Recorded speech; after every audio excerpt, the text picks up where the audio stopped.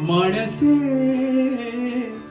गेली कुठे, वाचलेली ऐकलेली माणसे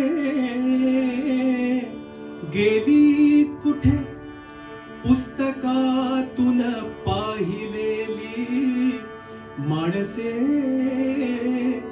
गेली कुठे.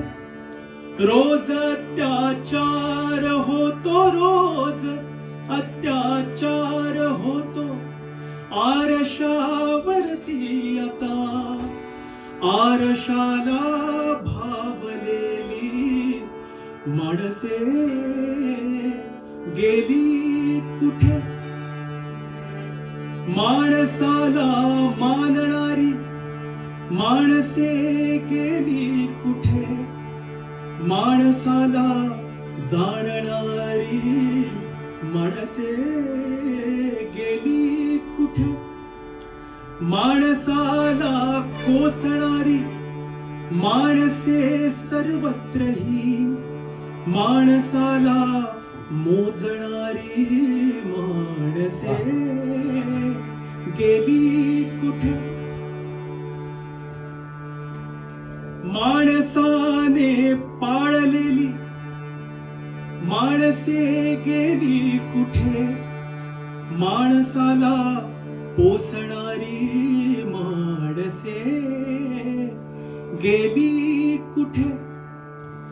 ज्या पिढीची गोष्ट करत होतो की पिढी दर पिढी माणूस बदलत चाललाय, की ती जी पिढी आहे ती हरवत चालली आहे. ते एक जैन मुनीचं एक छान सध्या खूप इंस्टाग्रामवर व्हायरल झालं की पिढी हरवत चालली. कुठली पिढी? सकाळी लवकर उठणारी पिढी, शिस्तबद्ध पिढी, कमी खर्चात काटकसर करणारी पिढी. हे सगळी पिढी जे ते लक्षात दिले की पिढी हरवत चालली आहे. तर त्याच्यावरच लिहिलंय की माणसाने पाळलेली माणसे गेली कुठे, माणसाला पोसणारी माणसे गेली कुठे. माणसाचे माणसाशी युद्ध आहे रोजचे, माणसाचे माणसाशी युद्ध आहे रोजचे, माणसाशी बोलणारी माणसे गेली कुठे. आणि शेवटचं जे कडवं लिहिण्याचा प्रयत्न केलाय ते मला वाटतं आजच्या काळाशी जरा खूपच निगडित आहे की माणसे हरवत चालली. आजकाल लोकांना कमी वेळात जास्त यश पाहिजे, की यश तर तेवढंच पाहिजे पण कष्ट तेवढे नाही पाहिजे.